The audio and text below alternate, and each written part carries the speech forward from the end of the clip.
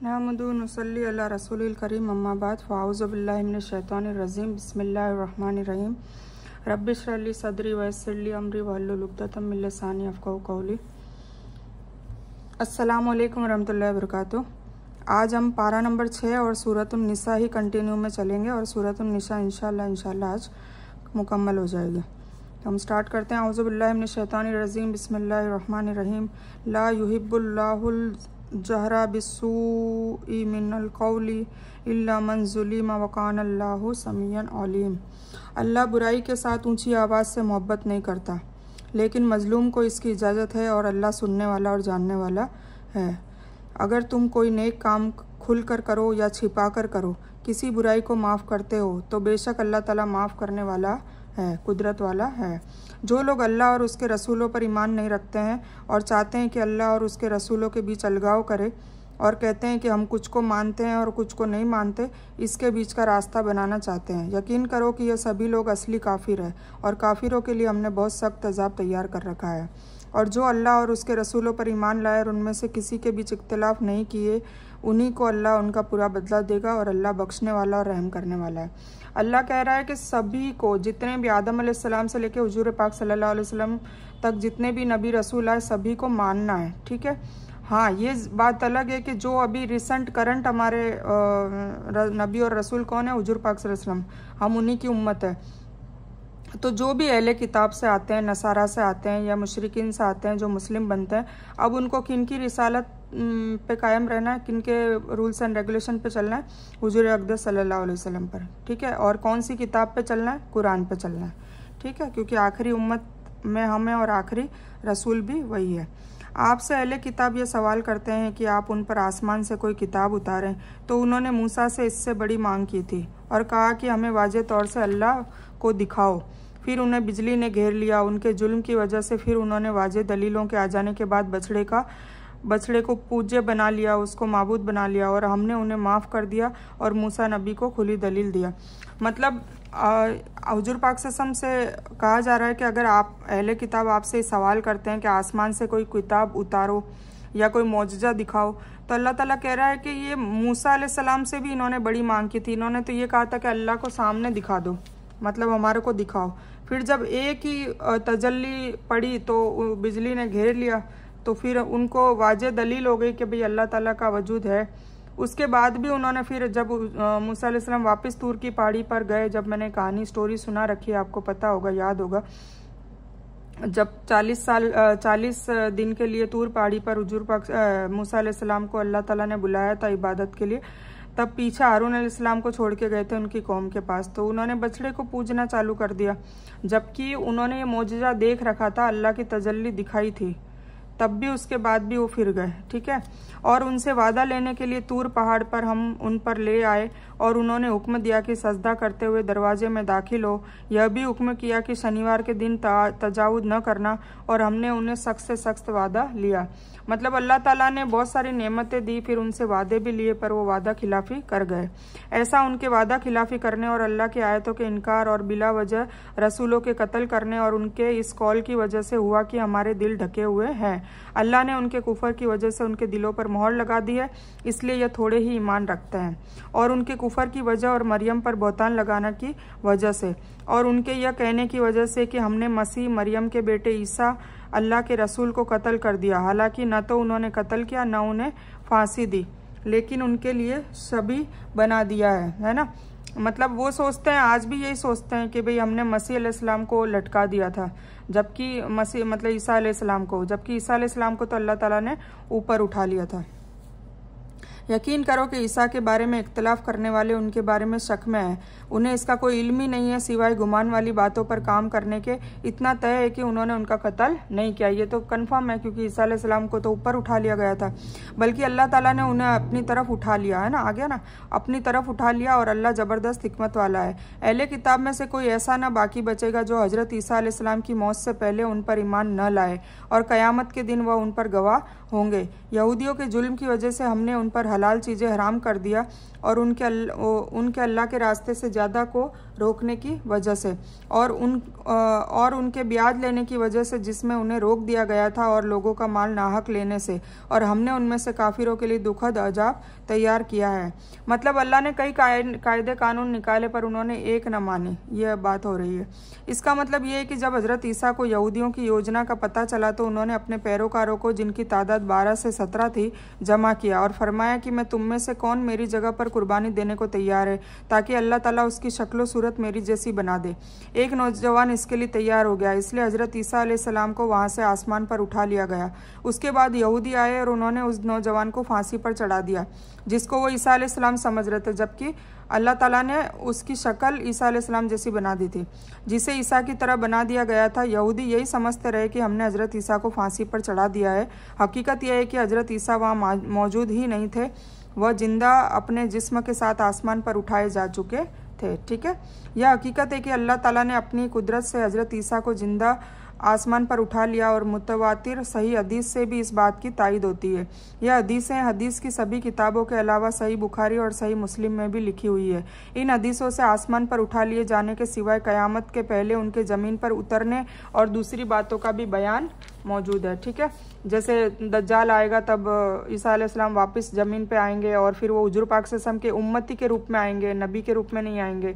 फिर सारे ईसाई उनको देख के ईमान पे आ जाएंगे, मुस्लिम बन जाएंगे और फिर मेहदी अलैहिस्सलाम आएंगे, है ना। तो ये सारी चीज़ें बताई गई है।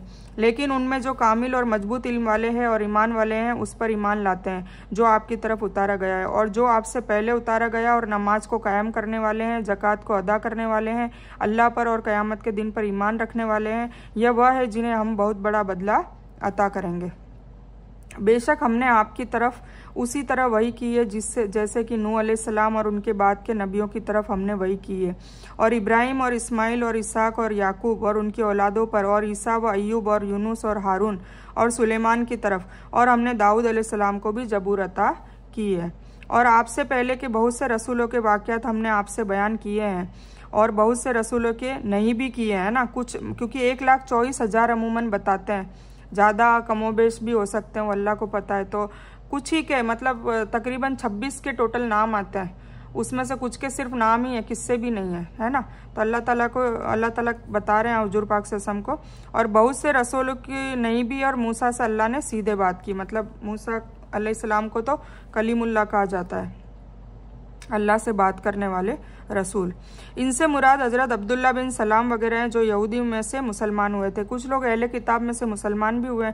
जिन रसूलों के नाम उनके वाक़यात कुरान में बयान किए गए उनकी तादाद 25 है ना, 25 है, जिसमें आदम अलैहिस्सलाम, इद्रीस अलैहिस्सलाम, नूह अलैहिस्सलाम, हूद अलैहिस्सलाम, स्वालेह अलैहिस्सलाम, इब्राहिम अलैहिस्सलाम, लूत अलैहिस्सलाम, इस्माइल अलैहिस्सलाम, इसहाक अलैहिस्सलाम, याकूब अलैहिस्सलाम, यूसुफ अलैहिस्सलाम, अय्यूब अलैहिस्सलाम, शोएब अलैहिस्सलाम, मूसा अलैहिस्सलाम, हारून अलैहिस्सलाम, यूनुस अलैहिस्सलाम, दाऊद अलैहिस्सलाम, सुलेमान अलैहिस्सलाम, इलियास अलैहिस्सलाम, अल-यसा अलैहिस्सलाम, जकरिया अलैहिस्सलाम, यहया अलैहिस्सलाम, ईसा अलैहिस्सलाम, जुल्फ़किफ़ल अलैहिस्सलाम। ज़्यादातर रावियों के नज़दीक हज़रत मोहम्मद सल्लल्लाहु ताला अलैहि वसल्लम अजमईन है।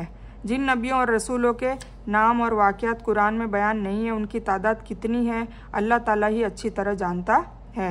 एक हदीस में जो बहुत मशहूर है 1,24,000 और एक हदीस में 8,000 बताई गई है, लेकिन यह कौल बहुत कमज़ोर है। कुरान और हदीस से सिर्फ यही मालूम होता है कि मुख्तलिफ वक्त में और हालातों में खुशखबरी देने वाले और होशियार करने वाले नबी आते रहे हैं। आखिर में यह नबूवत का सिलसिला हज़रत मोहम्मद सल्लल्लाहु अलैहि वसल्लम पर ख़त्म हो गया। आप सल्लल्लाहु अलैहि वसल्लम से पहले कितने नबी आए उनकी सही तादाद का इल्म किसको है? सिर्फ़ और सिर्फ अल्लाह को है, इसलिए हम इसमें बहस में नहीं पड़ेंगे। आप सल्लल्लाहु अलैहि वसल्लम के बाद जितने भी लोग नबूवत का दावा करते हैं वो दज्जाल और झूठे हैं, क्योंकि ये तो कन्फर्म है कि हुजूर पाक सल्लल्लाहु अलैहि वसल्लम आखिरी रसूल और नबी है, उनके बाद कोई नबी और रसूल नहीं आने वाला। इवन ईसा अलैहिस्सलाम भी आएंगे तो वो उम्मती बन के आएंगे हुजूर पाक सल्लल्लाहु अलैहि वसल्लम के, ठीक है। हालांकि वो नबी और रसूल थे पर वो उम्मती बन के आएंगे, और उन पर ईमान लाने वाले इस्लाम से बाहर हैं और मोहम्मद सल्लल्लाहु अलैहि वसल्लम की उम्मत से अलग एक मुखालिफ उम्मत है, जैसे वाई, बाबिया, मिजाई उम्मत, वो सब उम्मत है इस्लाम से खारिज है। हमने इन्हें खुशखबरी और आगाह करने वाला रसूल बनाया ताकि लोगों को कोई बहाना रसूलों को भेजने के बाद अल्लाह ताला पर न रह जाए कि हमको तो कोई बताने वाला ही नहीं आया। और अल्लाह ताला बड़ा ज़बरदस्त और हिकमत वाला है। जो कुछ आपकी तरफ उतारा है उसके बारे में अल्लाह ताला खुद गवाही देता है, उसे अपने इल्म से उतारा है और फरिश्ते भी गवाही देते हैं और अल्लाह ताला की गवाही बस है। बेशक जिन्होंने कुफ्र किया और अल्लाह के रास्ते से रोका वह बहुत दूर भटक गए। बेशक जिन्होंने कुफ्र किया और जुल्म किया अल्लाह उन्हें माफ़ नहीं करेगा, न उन्हें किसी राह की हिदायत कराएगा। लेकिन जहन्नम का रास्ता जिसमें वह हमेशा रहेंगे यह अल्लाह पर आसान है।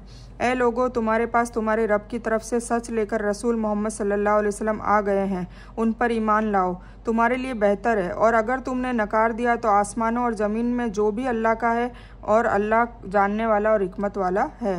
ए अहले किताब, अपने दीन में घुल न करो और अल्लाह के ऊपर सच ही बोलो। बेशक मरियम के बेटे ईसा मसीह सिर्फ अल्लाह के रसूल और कलीमा है, जैसे मरियम की तरफ डाल दिया और उसकी तरफ से रूह है।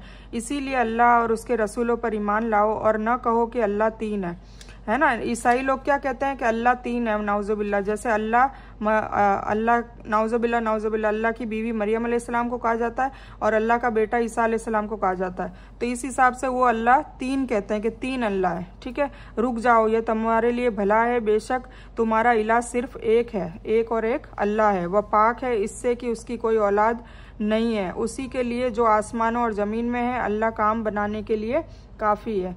अल्लाह कह रहा है कि मैं एक ही हूँ। अल्लाह कुल हु अल्लाहु अहद, एक ही है। अल्लाह समद बेनियाज है। लम यलिद वलम यूलद, न उसने किसी को जना न वो किसी से जना गया। वलम यकुल्लहु कुफुवन अहद, उसके जैसा कोई हमसर है ही नहीं, है ना। मसीह अल्लाह के दास होने के कभी भी नफरत नहीं करते। मतलब ईसा अलैहिस्सलाम ने अल्लाह ताला का बंदा ही बोला है हमेशा, न करीबी फरिश्ते बोला। जो अल्लाह की इबादत से नफरत और घमंड करेगा वह उन सभी को अपनी ओर जमा कर देगा। तो जो ईमान लाए और नेक काम किए उनको पूरा बदला देगा, अपने फजल से और भी ज़्यादा देगा। लेकिन जो नफरत किए और घमंड किए उन्हें दुखद अजाब देगा और वे अल्लाह के सिवाय अपने लिए कोई वली या मददगार नहीं पाएंगे। अल्लाह के कलीमा का मतलब है कि बाप के बिना उनकी पैदाइश हुई और यह कलीमा हज़रत जिब्रील के जरिए हज़रत मरियम तक पहुंचाया गया। अल्लाह की रूह का मतलब वह फूंक है जो हज़रत जिब्रील ने अल्लाह के हुक्म से हज़रत मरियम के गरेबान में फूंका, जिसे अल्लाह ताला ने बाप के मनी की जगह पर बना दिया। इस तरह ईसा अलैहिस्सलाम अल्लाह के लफ्ज़ भी है और जो फरिश्ते ने हज़रत मरियम की तरफ डाला और उसकी वह रूह है जिसे लेकर जिब्रील मरियम की तरफ भेजे गए। ईसाइयों के कई गुटे कुछ हज़रत ईसा को अल्लाह, कुछ अल्लाह के साजी और कुछ अल्लाह का बेटा मानते हैं, नाउजुबिल्लाह। और फिर जो अल्लाह मानते हैं वह तीन अल्लाह के कहते हैं। हज़रत ईसा को तीन में से एक होने पर यकीन भी करते हैं। अल्लाह ताला फरमा रहे हैं कि तीन अल्लाह कहने से रुक जाओ, अल्लाह ताला सिर्फ और सिर्फ एक है। हज़रत ईसा की तरह कुछ लोगों ने फरिश्तों को भी अल्लाह का साजी बना रखा है।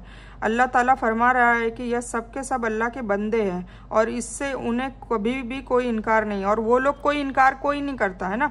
तुम उनको अल्लाह या उसकी इबादत में किस बिना पर शरीक करते हो, और शरीक करना मतलब शिर्क करना। ए लोगो, तुम्हारे पास तुम्हारे पालनहार की तरफ से दलीलें आ चुकी है और हमने तुम्हारी तरफ नूर पाक कुरान को उतार दिया है, तो इसे पढ़ो, समझो और इससे इल्म हासिल करो और अमले साले करो। फिर जो लोग अल्लाह के ऊपर ईमान लाए और उसे मजबूती से पकड़ लिया उन्हें अपने फजल और रहमत में दाखिल करेगा और उन्हें अपने तरफ का सीधा रास्ता दिखाएगा।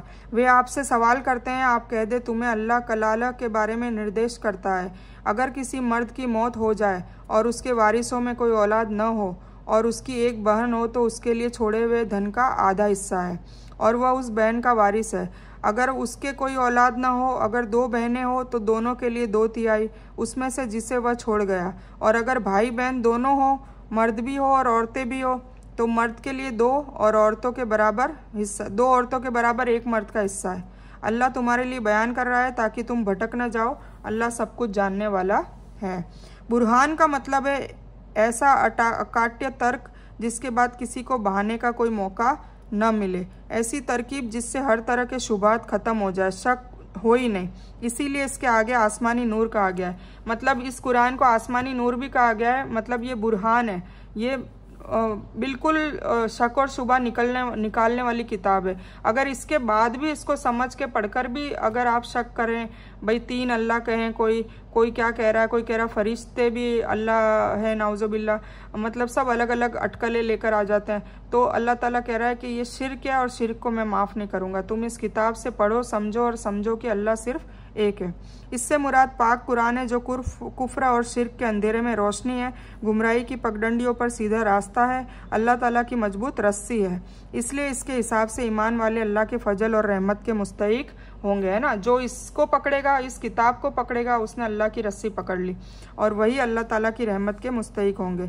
कलाला के बारे में पहले बयान हो चुका है। उस मरने वाले को कहते हैं जिसका न बाप होता है न बेटा, मतलब न माँ बाप होते हैं, पैदा करने वाले भी नहीं होते और उसने किसी को पैदा नहीं किया होता है, तो वो उसको कलाला कहते हैं। उसके लिए उसका जो उसकी विरासत है, उसकी जो दौलत है, उसके मरने के बाद कैसे बांटी जाए वो बताया जा रहा है।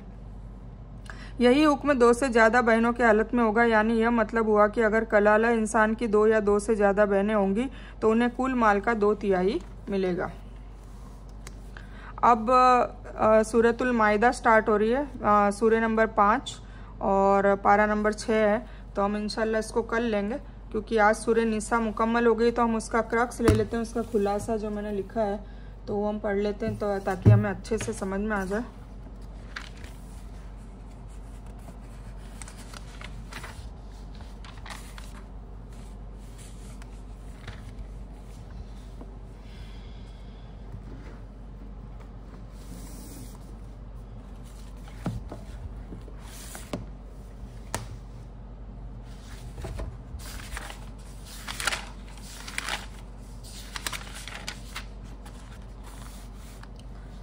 हमने अल्हम्दुलिल्लाह सूरह फातिहा पढ़ ली, ठीक है।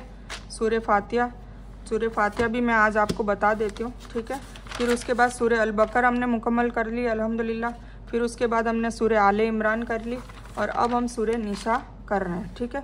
सूरह निसा मैंने आपको बताया था कि ये औरत के ऊपर है, इसमें ख़ानदान की बात हो रही है, परिवार की बात हो रही है, औरत के हकूक़ की बात हो रही है, औरत के फ़र्ज की भी बात हो रही है, आदमी के हकूक़ की भी बात हो रही है। तो कुल मिला के ये जो ये सूरत है वो अदल और रहमत पे नाजिल हुई है, ठीक है ना। अदल मतलब इंसाफ करना, परिवार में, ख़ानदान में विरासत बांटने के वक्त, दौलत बांटने के वक्त कोई मर जाता है उस वक्त, तो सब चीज़ों में इंसाफ कैसे किया जाए, ठीक है ना। हक तलफी नहीं करनी है, उसकी बात करी है, ठीक है। औरत के हक और जिम्मेदारी का बयान है, मतलब उसका हक भी बताया और उसकी क्या जिम्मेदारी है औरों के प्रति वो भी उसको बताया गया है। पर्दे का भी इसमें हुक्म है, विरासत का भी हुक्म है, तो सारा कुछ औरत के ही मसले मसाइल का इसमें बयान आता है, इसीलिए इसका नाम सूरह निसा है। निसा का मतलब होता है औरत, ठीक है। ये समझ में आ गया।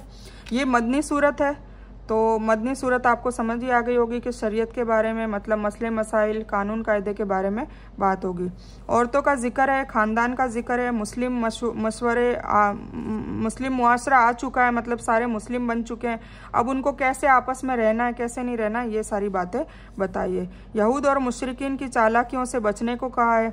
निकाह के खुतबे में हुजूर सल्लल्लाहु अलैहि वसल्लम इसकी पहली आयत भी पढ़ते थे, और भी आयतें पढ़ते थे, पर पहली आयत इसकी निकाह के खुतबे में पढ़ते थे। फिर 2-6 आयतों में यतीमों के हुकूक के बारे में बात है। यतीम का माल खाने वालों को अजाब की खबर दी है। अरब में 10, 20, 50, 100 निकाह करने का रिवाज था, हुजूर सल्लल्लाहु अलैहि वसल्लम ने उसको 4 का ऐलान कर दिया, और फिर 4 में भी हक तलफी की अगर वार्निंग दी है, मतलब हक तलफी नहीं करनी है, अगर करो तो फिर एक ही करने का कहा है, ठीक है। औरतों के साथ भले तरीके से रहो, चाहे वो 1-2 गलतियां पाओ, मतलब उसमें अगर 1-2 गलतियां हैं तो भी औरतों के साथ भले तरीके से रहने का अल्लाह ताला ने हुक्म दिया है। मेहर का हुक्म है, मेहर जल्द से जल्द दे दो, सुहागरात से पहले दे दो, और चोरी छिपे अफेयर करना मना किया है, जीना कहते हैं जिसको। अगर कोई एक औरत पर नहीं रह सकता, मतलब बिल्कुल ही उसको रह ही नहीं पा रहा है, तो फिर उसको 2, 3 या 4 वो निकाह करने का हुक्म दिया है। औरतों और मर्दों की आपस में एक दूसरे की कंपैरिजन न करने का हुक्म दिया है, क्योंकि औरतों की अलग अहमियत है इस्लाम में और मर्दों की अलग अहमियत है, ठीक है। तो दोनों को कंपैरिजन करने का मना किया है, आपस में लड़ने के लिए मना किया है। 29 जो आए थे उसमें मर्दों को निगरान बनाया है औरतों पर, मतलब औरतों की हिफाजत करे, उनकी इज्जत की हिफाजत करे, उनको पालन पोषण के लिए उनको हक हलाल की रोजी कमा के लाए, उनके बच्चों की परवरिश करे, ठीक है। तो इसीलिए उनको हाकिम बनाया है औरतों के ऊपर। औरतों को भी शौहर के माल और इज्जत की सेफ्टी के लिए कहा है ना। इधर आदमियों को भी कहा है कि भाई उनकी क्या हुकूक है, औरतों की क्या जिम्मेदारियां निभानी, और औरतों को भी कहा है कि अगर शौहर नहीं होता है, मतलब शौहर के घर के बाहर जाने के बाद उसके माल की और इज्जत की हिफाजत किसको करनी है, औरत को करनी है। आयत 42 में रसूल सल्लल्लाहु अलैहि वसल्लम की बात नहीं मानने की सज़ा की भी खबर दी है। हुजूर पाक सल्लल्लाहु अलैहि वसल्लम की बात नहीं मानने की सज़ा के बारे में ऐलान किया है। तो सोचिए हम कितनी हुजूर पाक सल्लल्लाहु अलैहि वसल्लम की बात मानते हैं, कितनी नहीं मानते हैं। तो इस पे हमें अपने आप को भी टटोलना चाहिए। फिर गुसल और तैमुम की भी बात बताई है, ठीक है। और अल्लाह और रसूल सल्लल्लाहु अलैहि वसल्लम की इताअत की तरफ जोर दिया गया है कि वअतिउल्लाह वअतिउर रसूल, रसूल सल्लल्लाहु अलैहि वसल्लम की इताअत करो और अल्लाह की इताअत करो। फैसलों पर ओनली हुजूर सल्लल्लाहु अलैहि वसल्लम के हिसाब से शरीयत पर जोर दिया गया है। कोई भी कानून कायदा कोई भी है तो उस पर फैसले किससे करो, हुजूर पाक सल्लल्लाहु अलैहि वसल्लम की शरीयत के हिसाब से करो, जो कुरान और हदीस में दर्ज है। हिदायत मांगी थी, उसका जवाब भी दिया है कि जो नबी सल्लल्लाहु अलैहि वसल्लम की इताअत करेगा वही अंबिया, शोहदा, सिद्दीकीन और सालेहीन में होगा। फिर जिहाद का खुतबा बताया है कि भाई जिहाद करने से क्या क्या फ़ायदे हैं, और जिहाद करने से अगर तुम्हें मुश्किलें आ रही है तो अल्लाह ताला तुम्हें कितना दर्जा ऊपर जाके देगा। अब जिहाद में 2 टाइप के जिहाद हैं। एक तो जंग होती थी, पहले जंग करके होता था, अब तो जंग करने की ज़रूरत नहीं, अब होती है कोशिश। मतलब आप किस तरीके से दावत दे रहे हो, लोगों को किस तरीके से कुरान समझा रहे हो या अल्लाह का तारुफ करा रहे हो। कई प्रकार की दावत के बहुत पैटर्न होते हैं। तो आप कोई भी पैटर्न करते हैं, मतलब अल्लाह के लिए काम कर रहे हैं, कैसे न कैसे मेहनत कर रहे हैं, कोशिश कर रहे हैं, उसको भी जिहाद कहा जाता है। और जो दुनिया में रहकर अपनी दुनिया जीने के साथ साथ उसके अलावा जिहाद भी कर रहा है, मतलब अल्लाह की राह में अपना टाइम खर्च कर रहा है, अपना पैसा खर्च कर रहा है, अपना टैलेंट खर्च कर रहा है, तो उसको भी अल्लाह ताला वहाँ पर अजर और इनाम देने की बात कर रहा है। फिर मुनाफिकीन की बात आती है कि जो दिल में कुछ होते हैं और बाहर कुछ करते हैं, उन लोगों की क्या सज़ा है, और उन लोगों से दूर रहने को भी कहा है, उनसे बचने को भी कहा है। फिर कत्ले खता और कत्ले आमद की सज़ा के बारे में बताया है कि अगर गलती से कत्ल हो जाता है तो उसकी क्या किसास और दियत है, और अगर जानबूझ के होता है तो उसकी क्या किसास और दियत है, ठीक है। दीन पर अमल मुश्किल हो तो हिजरत का हुक्म दिया है। अगर कोई ऐसे एरिया में आप रहते हो कि वहाँ नमाज पढ़ना भी मुश्किल है, हिजाब करना भी मुश्किल है, कोई भी चीज़ आप कर ही नहीं पा रहे हो, तो फिर आपको हिजरत करने का कहा है। आप वो शहर ही छोड़ दो और ऐसे शहर में चले जाओ जहाँ पर दीन और इस्लाम मतलब का परचम हो और वहाँ पे अच्छे से उसको करा जा रहा है। मैंने कई अभी मेरे परिवार में भी मैं कईयों को जानती हूँ, तो ऐसा है कि वो बरसों से ऐसी जगह पे रह रहे हैं जहाँ पे उनको ऐसे कपड़े पहनते हैं इस्लाम वाले, तो भी उन पे नफ़रत की जाती है, उनका बिजनेस नहीं करा जाता, उनके धंधे पानी मतलब वो कपड़ों की वजह से लोग ग्राहकी नहीं करने देते, खुद भी नहीं जाते, दूसरों को भी रोकते हैं।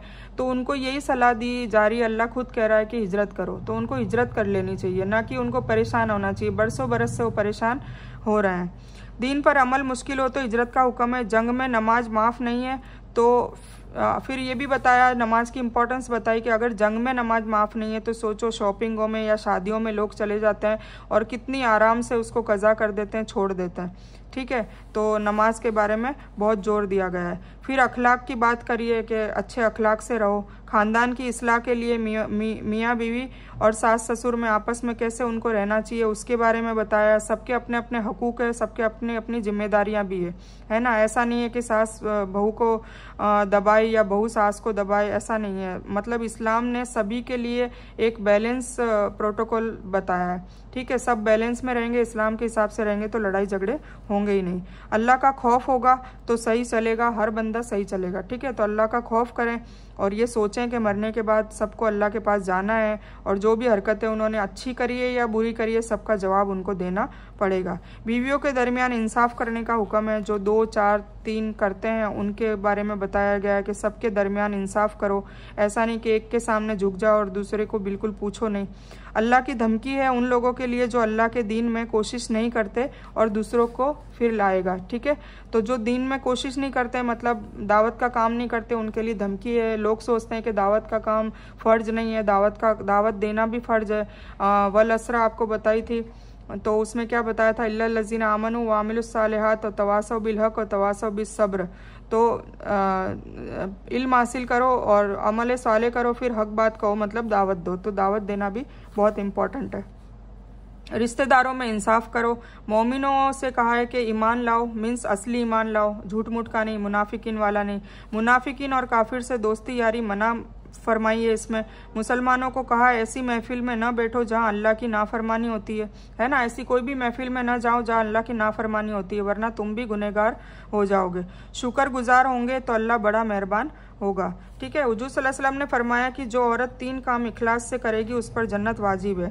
पहला, सारी फर्ज इबादतें पाबंदी से अदा करे, शौहर की फरमाबरदार हो, शौहर की इज्जत और माल की हिफाजत करने वाली हो। अगर ये 3 काम देखिए कितने इजी काम है, कितने आसान काम है करने वाले के लिए, और इखलास के साथ, सिर्फ और सिर्फ अल्लाह की रज़ा के साथ, तो ये काम अगर जो करेगा तो वो ये क्वालिटीज़ जिसमें होगी वो, एक मिनट,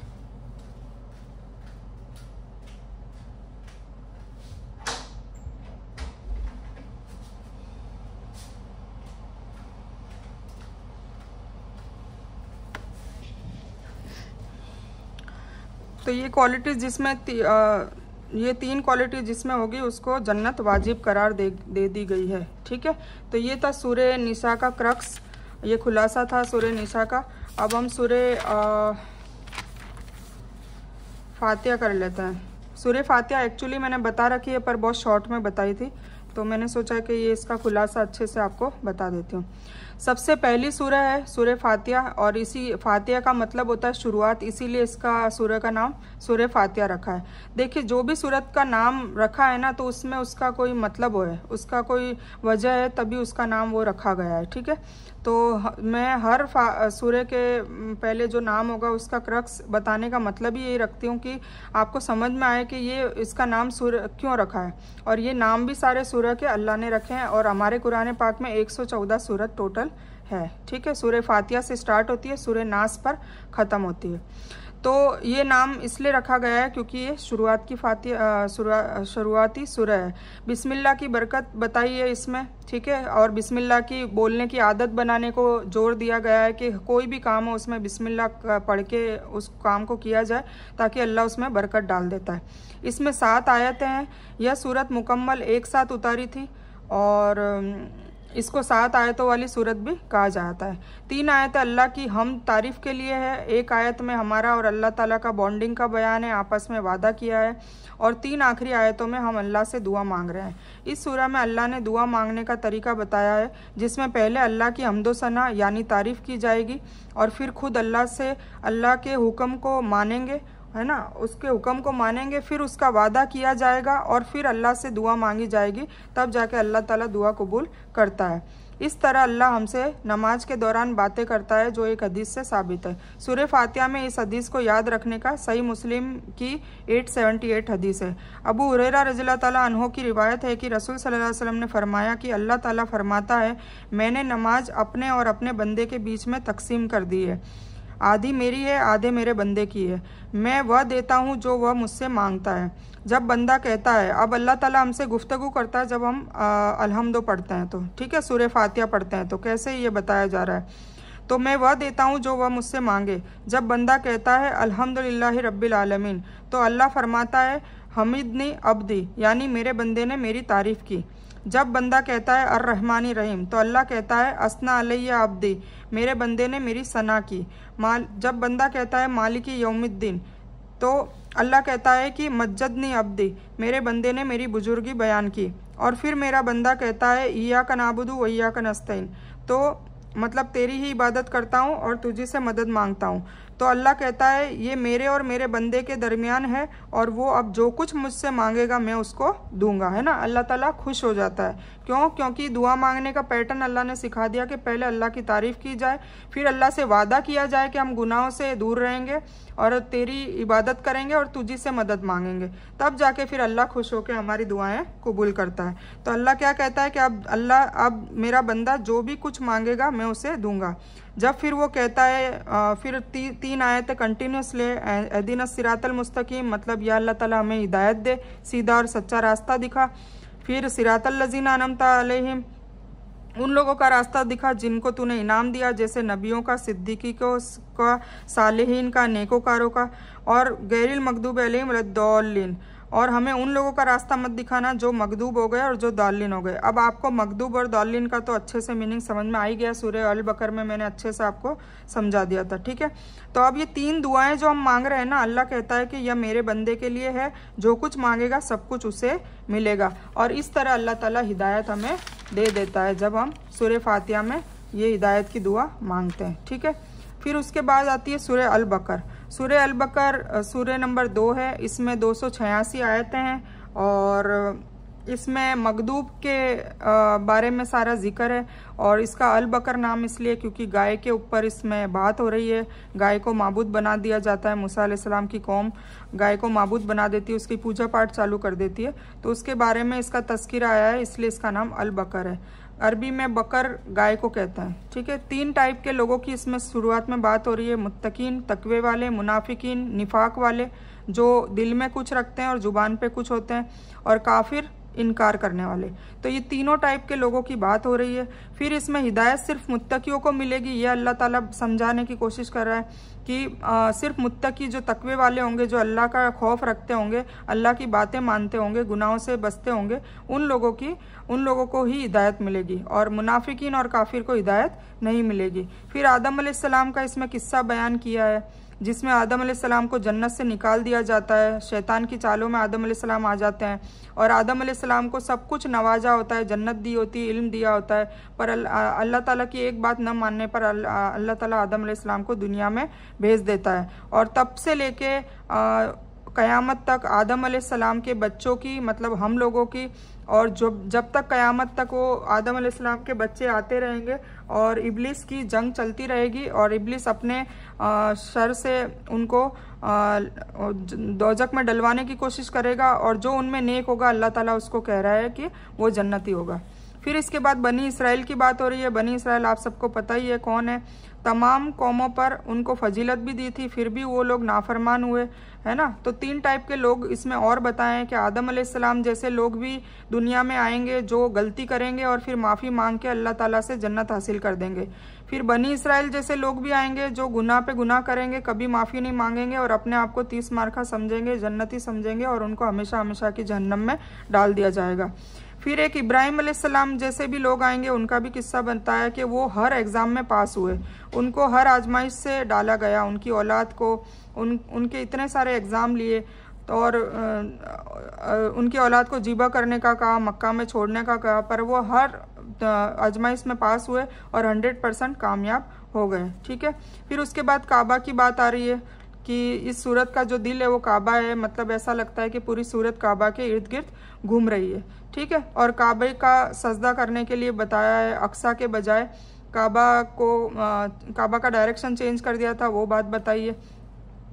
फिर अपने लिए बताया कि भाई ये सारे एग्जाम्पल दे दिया, अब बताया कि भाई तुम्हारा भी एग्ज़ाम लिया जाएगा, भूख से, खौफ से, जान से, माल से सब्र करने वालों के लिए खुशखबरी भी दे दी गई है। तो अब हमें आदम अलैहिस्सलाम के जैसे रहना है, बनी इसराइल या इब्राहिम अलैहिस्सलाम, तो वो हमारी खुद की अपनी थॉट होगी। फिर शरीयत के अहकाम बता दिए, रोज़े में, नमाज, कत्ल, हज, निकाह, तलाक, इन सब में क्या क्या मसले मसाइल होते हैं, उन सब के सारे कायदे कानून हमें बता दिए गए। और फिर उसके बाद लालच की बात हुई है कि अल्लाह की राह में खर्च करना वो सबसे बेहतरीन अमल है, मतलब लालच इंसान की ख़त्म हो जाती है।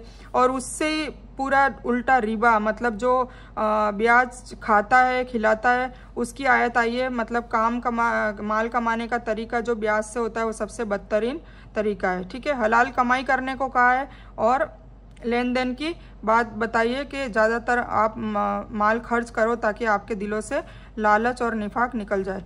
फिर दुआ फॉर तकवे के लिए दुआ मांगने के लिए बताया है, निफाक और कुफ्र से बचने के लिए बताया है। शैतान तुम्हें फ़कीरी से डराता है और अल्लाह तुम्हें वादा करता है कि माल खर्च करोगे तो दुगना तिगना दोगा और उसका आखिरत में भी फल मिलेगा, ठीक है। अब कुछ हदीस आती है, रसूलुल्लाह सल्लल्लाहु अलैहि वसल्लम ने फरमाया, अपने घरों को शैतान न बनाओ, शैतान घर से भाग जाता है जिस घर में सूरह अल बकर पढ़ी जाती है। जिसको ऐसा लगता है कि हम पे जादू टोना हो चुका है या हमारे आफतें मुसीबतें परेशानियाँ दूरी नहीं होती और जब देखो तब घर में कुछ ना कुछ होता रहता है, उसको लाजिम है कि वो सूरह अल बकर का वो पढ़ता रहे या सुनता रहे, तेज आवाज़ में घर में लगाए, इससे आराम मिलेगा। हदीस एक और है, रसूल सल्लल्लाहु अलैहि वसल्लम ने फरमाया, इन दो रोशन सूरतों को पढ़ा करो। कौन सी? सूरह अल बकर और सूरह आले इमरान, क्योंकि यह क़यामत के दिन इस तरह आएगी जिस तरह दो बादल हो या दो साहिबान हो, मतलब ये बचाने के लिए आएगी। इसमें कई मौजूआत पर बात की गई है। हिदायत की बात है, मुत्तकीन की, मुनाफिकीन की, काफिर की, किबले की, सब्र की, नमाज की, रोजे की, हज की, किसास की, निकाह की, तलाक की, कर्जे की और इन्फाक की। ठीक है। शिर्क का गुनाह अल्लाह कभी माफ़ नहीं करेगा, ये बताया है, और शिर्क के दरवाजे हमेशा हमेशा के लिए बंद कर दिए हैं। आदम अलैहिस्सलाम नाकाम कोशिश, मतलब फेल होने के बाद, कोशिश के बाद फिर क्या हो गए? पास हो गए। बनी इसराइल हमेशा के लिए फेल हो गए। इब्राहिम अलैहिस्सलाम हमेशा के लिए पास हो गए। तो अब हमें देखना है कि हम किस कैटेगरी में आना चाहते हैं या आ सकते हैं। सूरह आले इमरान मैंने आपको पिछली बार बताई दी थी, सूरह निसा मैंने अभी आपको बता दी है, तो आई होप आपको सारा समझ आ चुका होगा।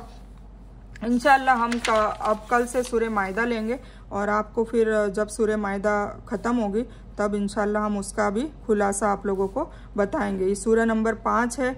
अल्हम्दुलिल्लाह हम 5वीं सूरत पर आ गए हैं और पारा नंबर 6 चल रहा है। ठीक है, तो बस ये बयान मैं यही मुकम्मल करती हूँ।